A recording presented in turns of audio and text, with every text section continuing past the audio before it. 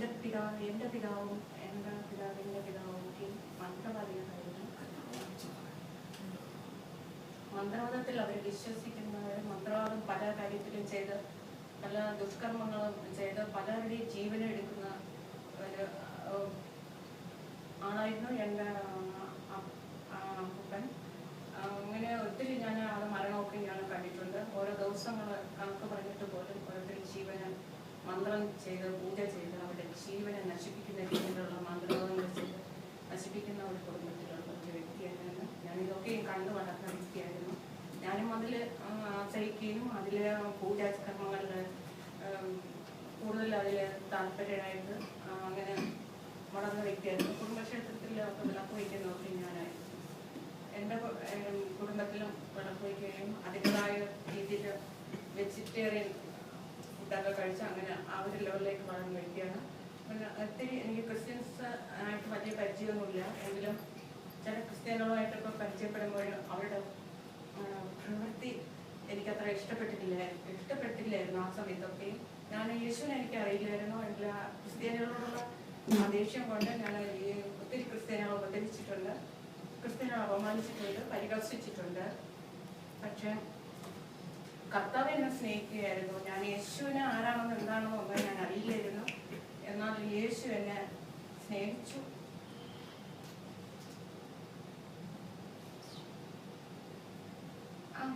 ഞാൻ ഈ ബൈബിളൊക്കെ ചവിട്ടി എറിഞ്ഞിട്ടുണ്ട്, ചവിട്ടി വലിച്ചെറിഞ്ഞിട്ടുണ്ട്, ട്രാക്റ്റുകളൊക്കെ കീറി എറിഞ്ഞിട്ടുണ്ട്. ദൈവാലയസ്ഥന്മാരെ പരിഹസിച്ച് എത്രത്തോളം അപമാനിക്കാൻ പറ്റുമോ അത്രത്തോളം അവരെ പരസ്യമായി അപമാനിച്ചിട്ടുണ്ട്. പക്ഷെ ആ ദൈവാലയസ്ഥന്മാര് തിരിച്ച് ഈ ഒരു ദിവസം ക്രിസ്തുവിന് വേണ്ടി നിൽക്കുമെന്ന് പറഞ്ഞിട്ട് പോകുമ്പോൾ ഞാൻ നിസ്സാരം പോലെ അന്ന് ഞാൻ കണ്ടിരുന്നു. ആ ബൈബിൾ വച്ച് കീറി ചവിട്ടിയാണ് ഞാൻ. ഒരു ദിവസം കഴിഞ്ഞപ്പോൾ എൻ്റെ കാല് ശക്തി കുറഞ്ഞിട്ട് എനിക്ക് എഴുന്നേറ്റ് നടക്കാൻ പറ്റാത്തൊരവസ്ഥയിലേക്ക് കാല് സ്തംഭിക്കുന്ന അവസ്ഥയിലായിരുന്നു. എന്നാലും എനിക്ക് മനസ്സിലായി ബൈബിളിൽ ചവിട്ടി ഞാൻ വലിച്ചെറിഞ്ഞ യേശുവിനെ അപമാനിച്ചതിൻ്റെ ഫലമാണ്. അന്ന് അതിലൊരു ശക്തി ഉണ്ടെന്ന് എനിക്ക് എൻ്റെ മനസ്സിൽ ഇങ്ങനെ തോന്നാൻ കാരണമായിരുന്നു. എന്നാൽ എനിക്ക് എഴുന്നേൽക്കാൻ പറ്റില്ല, ആരെങ്കിലും ആശ്രയമില്ലാതെ എഴുന്നേറ്റ് നടക്കാൻ പറ്റില്ല. ലെവലുള്ള ഭാഗത്ത് ഇങ്ങനെ നടക്കാൻ പറ്റും, അല്ലാത്ത ഭാഗത്താകുമ്പോൾ ഒരു സൈഡ് ഇങ്ങനെ ചരിഞ്ഞൊന്ന് മറിഞ്ഞ് വീഴും. അങ്ങനത്തെ ഒരു അവസ്ഥയിലായിരുന്നു.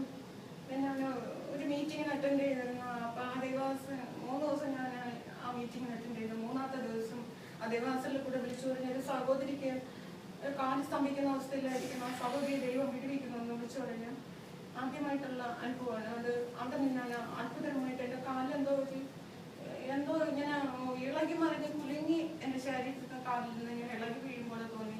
പക്ഷെ എൻ്റെ കാലെനിക്ക് സൗഖ്യമായി ആ സ്പോട്ടിൽ തന്നെ. പക്ഷെ ആ ദേവാസന ഞാനും ദേവാസനായിട്ട് അതൊരു ബന്ധവുമില്ല. ഞാൻ ആ ദേവാസനോട് പറഞ്ഞിട്ടുമില്ല ഈ വിഷയങ്ങൾ. അവിടെ വെച്ച് എനിക്ക് സൗഖ്യം, ഞാൻ സൗഖ്യത്തോടെ തിരിച്ചു മടങ്ങിപ്പോയി. അത് കഴിഞ്ഞിട്ട് എൻ്റെ കിഡ്നിക്ക് പ്രശ്നമായിരുന്നു. വീണ്ടും ഞാൻ യേശുവിനെ അടുത്ത് വരികയോ യേശുവിനെ ഉയർത്താനോ ഞാൻ ശ്രമിച്ചില്ല. ഞാൻ ആരെയും പരിഹസിക്കാൻ എനിക്കൊന്നുമില്ല. എങ്കിലും ഞാൻ വീട്ടിൽ ഞാൻ ഹിന്ദു മാർഗത്തിനനുസരിച്ച് ജീവിച്ചു പോന്നു. പക്ഷെ വീണ്ടും എനിക്ക് കിഡ്നിക്ക് പ്രശ്നം വന്നു. മെഡിക്കൽ കോളേജിലെല്ലാം എന്നെ അവോയ്ഡ് ചെയ്തു.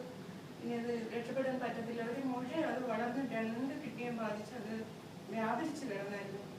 അപ്പോൾ അത് എടുക്കാൻ അവർക്ക് ഒന്നും ചെയ്യാൻ പറ്റാത്ത ഒരവസ്ഥയിലായിരുന്നു. അങ്ങനെ ഒത്തിരി പ്രശ്നമായപ്പോൾ മരണത്തോട് വീണ്ടും മല്ലിടുന്ന ഒരു അവസ്ഥയിലേക്ക് കയറി. എല്ലാ ഹോസ്പിറ്റലിലും തമിഴ്നാട്ടിലൊക്കെ വലിയ വലിയ ഹോസ്പിറ്റലൊക്കെയും കാണിച്ചു. ആർക്കും എന്നെ രക്ഷപ്പെടുത്താൻ കഴിയില്ല എന്നൊരു ഇത് മനസ്സിലായി. ഞാൻ പല പ്രശ്നക്കാരുടെ വാദത്തിലൊക്കെ പോയി.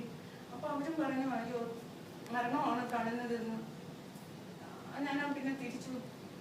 എനിക്കൊരു പുതിയ നിയമത്തിൻ്റെ ഒരു വേദവസ്തു എനിക്ക് എൻ്റെ കൂട്ടുകാരുടെ അമ്മ തന്നായിരുന്നു. ഞാൻ അതിനെടുത്തിച്ച് ഞാൻ ഓപ്പൺ ചെയ്ത് വായിച്ചപ്പോൾ സൗഖ്യമാക്കുന്ന ഒരു വചനം എനിക്കൊരു ഭാഗമാണ് എനിക്ക് തന്നത്.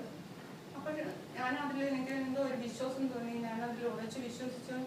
ഞാനൊരു രാത്രി ഉറങ്ങുന്ന സമയത്ത് രാത്രി എൻ്റെ ആരോ എന്നെ ഓപ്പറേഷൻ ചെയ്യുമ്പോൾ രാത്രി എൻ്റെ ശരീരത്തിൽ നിന്ന് അതെന്തോ വലിച്ചു ഉരിഞ്ഞ് കഴിഞ്ഞാൽ അത് മാറിപ്പോകുന്നതായിട്ട് ഞാൻ എൻ്റെ ശരീരത്തിൽ നിന്ന് ഞാൻ കണ്ടു. ഞാനൊരു ഹോസ്പിറ്റലിൽ പോയി സ്കാൻ ചെയ്ത് നോക്കിയപ്പോഴും അത് വലിഞ്ഞ് നോക്കിയിട്ട് അത് വലിച്ചെടുക്കുന്ന തരത്തിലേക്ക് അത് ഇങ്ങനെ ചുരുങ്ങിക്കൂടി ഒരിടത്ത് കൂടിയിരിക്കുന്നു എന്ന് പറഞ്ഞു ഡോക്ടർ. അത് എടുക്കാൻ പറ്റും, ഒരു പ്രശ്നമില്ല എന്ന് പറഞ്ഞു. എടുത്തവർ ഉടനെ തന്നെ ഓപ്പറേഷൻ വെച്ച് അതിനെ എടുത്ത് കളഞ്ഞു. ഒരു പ്രശ്നമാണ് അതിനെ സംബന്ധിച്ച് പിന്നെ ഉണ്ടായിട്ടില്ല. അവിടെ വെച്ച് എനിക്ക് ഒത്തിരി പ്രശ്നം ഉണ്ടായെങ്കിലും ഞാൻ തിരിച്ച് മരിച്ചിട്ട് പോവായിരിക്കുമെന്ന് ജനിയൊക്കെ പറഞ്ഞിരുന്നു. എങ്കിലും അത്ഭുതമായിട്ട് ഞാൻ രക്ഷപ്പെടുകയായിരുന്നു. അവിടെ നിന്ന് ഞാൻ രക്ഷപ്പെട്ട് വീണ്ടും ഞാൻ ദൈവത്തിനെ സ്തുതിക്കാനോ കർത്താവിൻ്റെ വേല ചെയ്യുവാനോ തയ്യാറായില്ല.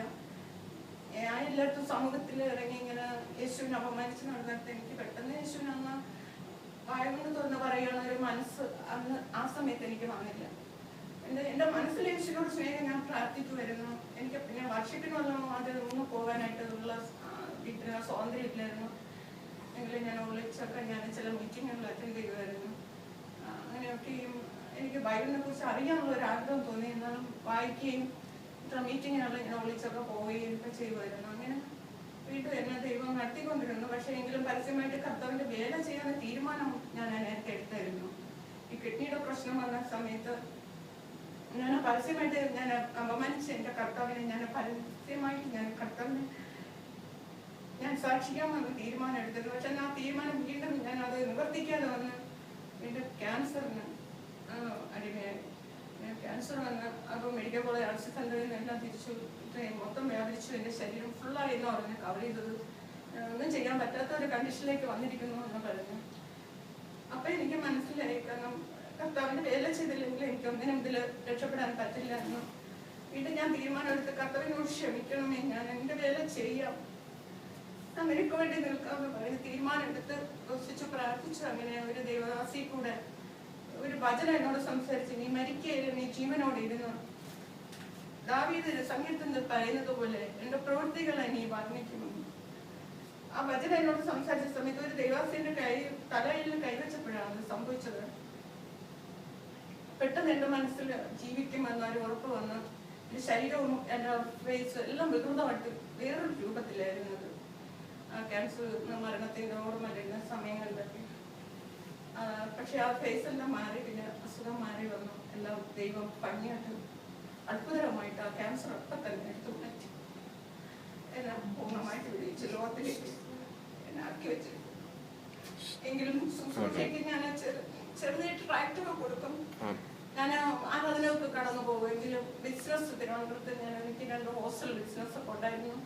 ഒരു പണം ഇല്ലാതെ എങ്ങനെയാണ് ശുശ്രൂഷ ചെയ്യുന്നത്, സ്വന്തമായിട്ട് പണം ഉണ്ടാക്കാൻ വേണ്ടി ബിസിനസ്സിൽ വണ്ടിയൊക്കെ ഇങ്ങനെ വാങ്ങിച്ചു വെച്ചിട്ട് കാശ് കൊടുക്കുകയും ബിസിനസ് ചെയ്യുകയൊക്കെ ചെയ്തായിരുന്നു. 2 ഹോസ്റ്റലിൽ, ബോയ്സ് ഹോസ്റ്റലും ലേഡീസ് ഹോസ്റ്റലൊക്കെ നടത്തിയിരുന്നു. പക്ഷെ അതിലെല്ലാത്തിലും സാമ്പത്തികം ഒത്തിരി ബ്ലോക്കിൽ വന്ന് സീറോ ആയി. എങ്ങനെ നോക്കിയിട്ടും അതിന് കയറി വരാനേ പറ്റുന്നില്ല. വണ്ടി ബിസിനസ്സിൽ നഷ്ടം വന്ന് വണ്ടിയെല്ലാം വിൽക്കേണ്ടി വന്നു. പിന്നെ എൻ്റെ ഹോസ്റ്റൽ ബിസിനസ്സിൽ എല്ലാം ലോസ് വന്ന് അതെല്ലാം നഷ്ടത്തിൽ വന്നു. എല്ലാം നശിച്ചു, സീറോ ആയി. കാരണം ഒരു രീതിയിൽ എനിക്ക് മുന്നോട്ട് പോയി കാൽ വയ്ക്കാൻ രക്ഷപ്പെടാനും പറ്റുന്നില്ല. പക്ഷെ അപ്പോൾ എനിക്ക് മനസ്സിലായി, എന്നോട് സംസാരിച്ചുകൊണ്ടേയിരിക്കുന്നു ഈ ശുശ്രൂഷയ്ക്കാണ് എൻ്റെ വേലയ്ക്ക് ഇറങ്ങി, എൻ്റെ വേലയ്ക്ക്. പക്ഷെ ഞാനിപ്പോൾ തീരുമാനം എടുത്തു, കാരണം ഒരു രീതിയിൽ എനിക്ക് മുന്നോട്ട് പോകും. അപ്പം ഞാൻ കർത്താവിനോട് പറയുന്നു, കർത്താവേ സാമ്പത്തികം ഇല്ലാതെ ഞാൻ എൻ്റെ വേലയ്ക്ക് എങ്ങനെ ഇറങ്ങും?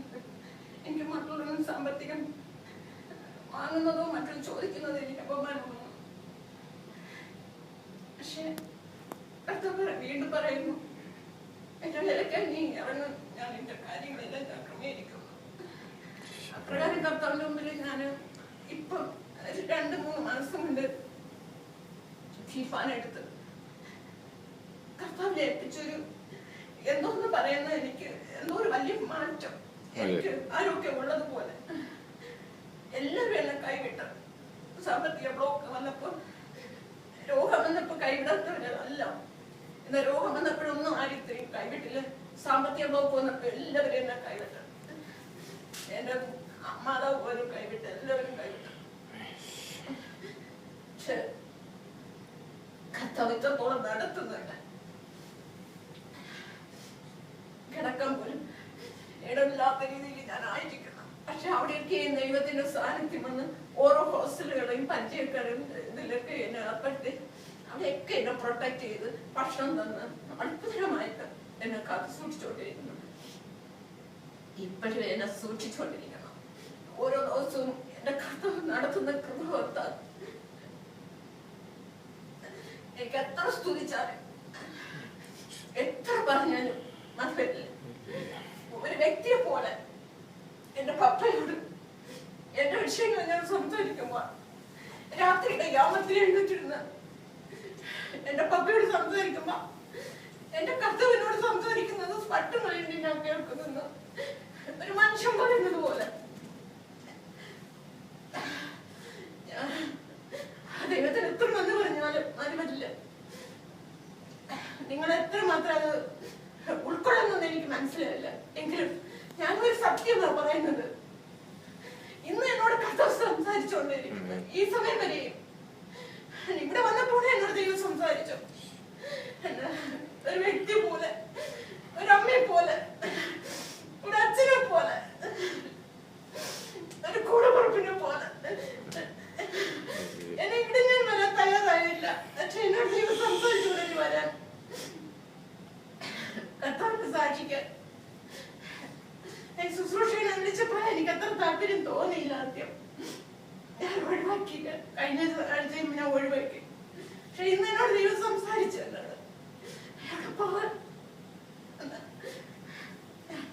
കർത്താവിന്റെ പ്രകാരം ഞാൻ ഇവിടെ വന്നത്. കർത്താവിന്റെ ഉദ്ദേശം എന്താണെന്ന്, ഇവിടുത്തെ ഉദ്ദേശം എന്താണെന്ന് എനിക്കറിയില്ല. എങ്കിലും ഒരു വ്യക്തികളെങ്കിലും എന്റെ യേശുവിനെ കുറിച്ച് പറയാൻ സാധിച്ചതില് എനിക്ക് ഒത്തിരി ഒത്തിരി ഒത്തിരി എന്റെ അപ്പനോട് കടപ്പാടുണ്ട്.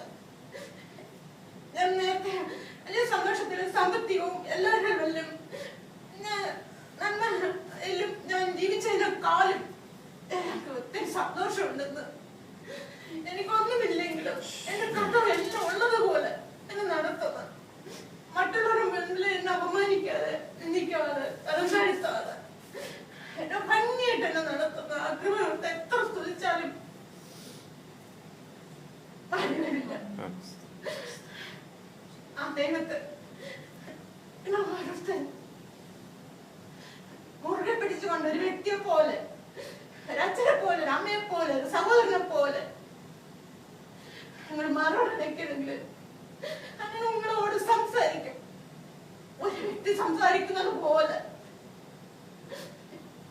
ചിലപ്പോൾ എന്നെ കാണുമ്പോൾ നിങ്ങൾക്ക് ഒന്നും മനസ്സിലായില്ലായിരിക്കും. പക്ഷെ സത്യം, കർത്താവ് ഭൂമിയിൽ ജീവിച്ചിരിക്കുന്ന ഒരു വ്യക്തിയെ പോലെ ജീവിച്ചിരിക്കുന്ന അവൻ ഇപ്പൊ വിളിച്ചാലും കൂടെ ഉണ്ട്.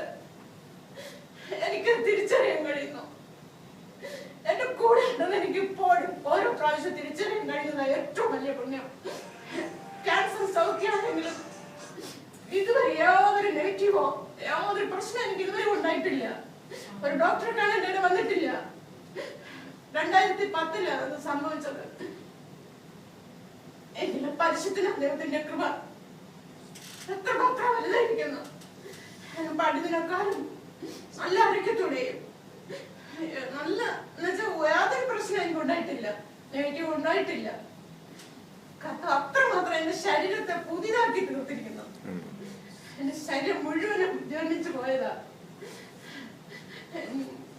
യൂട്രസ്, കിഡ്നി, എന്റെ ബ്രസ്റ്റിൽ പോലും എന്റെ ഒരു കയ്യില് ഒക്കെയും അതിന്റെ വേറെ ബാധിച്ചതാ. പക്ഷെ ഒന്നും എനിക്ക് യാതൊരു അസ്വസ്ഥ ക്ഷീണവും അങ്ങനെ ഒരു പ്രശ്നമല്ല. എല്ലാ ദൈവങ്ങളും പുതിയതാക്കി തീർത്തിരിക്കുന്നുണ്ട് ദൈവം. അത്രമാത്രം ഒരു രക്തമെല്ലാം അവിഞ്ഞ് പോയെന്നാ പറഞ്ഞ, എന്നുവെച്ചാൽ അത് അഴുകി പോയെന്നാ പറഞ്ഞ, അത് ജനിച്ചു പോയിരിക്കുന്ന കുട്ടി എന്ന് പറഞ്ഞു. പക്ഷെ അന്നൊക്കെ ഞാൻ പ്രശ്നങ്ങളൊന്നുമില്ലായിരുന്നു. ഇന്ന് എനിക്ക് യാതൊരു പ്രശ്നമില്ല. എനിക്ക് കർത്താവ് എനിക്ക് സൗഖ്യം തന്ന വചനം എന്നോട് സംസാരിച്ച നിമിഷം തൊട്ട് എനിക്ക് യാതൊരു പ്രശ്നം അനുഭവിക്കാൻ വന്നിട്ടില്ല. എന്റെ കർത്താവ് എത്ര ഭംഗിയായിട്ട് നടത്തുന്നു. ഒരു രൂപ പോലും ഹോസ്പിറ്റലിൽ കൊടുക്കേണ്ട വന്നിട്ടില്ല. എന്റെ കർത്താവ് അത്രമാത്രം എന്നെ പരിപാലിക്കുന്നു. അത് നിങ്ങൾ ഓരോരുത്തരുണ്ട്. ഈ ക്രിസ്തു ഇന്നും ജീവിക്കുന്നു, യേശുവിനെ ജീവിക്കുന്നു. ആ വാഗ്ദത്തവനായ സർവശക്തനായ യഹോവ സ്നേഹം മനുഷ്യൻ നശിച്ചു ആ മനുഷ്യനെ വീണ്ടെടുക്കുന്നതിന് വേണ്ടി തന്റെ സ്നേഹത്തെ പുത്രനിൽ കൂടെ വെളിപ്പെടുത്തി പുത്രനെ നമുക്ക് വേണ്ടി ലോകത്തിലേക്ക് തന്നിരിക്കുന്ന ആ കൃപ ഓർത്താല് എത്ര സ്തുതിച്ചാലും മതിവരില്ല. അത് സത്യമായ ഒരു കാര്യം. അത് ലോകത്തിലേക്ക് വിളിച്ചു പറയുവാൻ എനിക്ക് കൃപ ദൈവത്തിൽ നിന്ന് പ്രാപിക്കുവാനും എനിക്ക് മാനുഷികവുമായിട്ടുള്ള ആ ഒരു ലജ്ജയില്ലാതെ പറയുവാനും നിങ്ങൾ ഓരോരുത്തരും എനിക്ക് വേണ്ടി പ്രാർത്ഥിക്കണമെന്ന് അപേക്ഷിച്ചുകൊണ്ട് എന്റെ സാക്ഷ്യം നിരപ്പിക്കും. Thank you.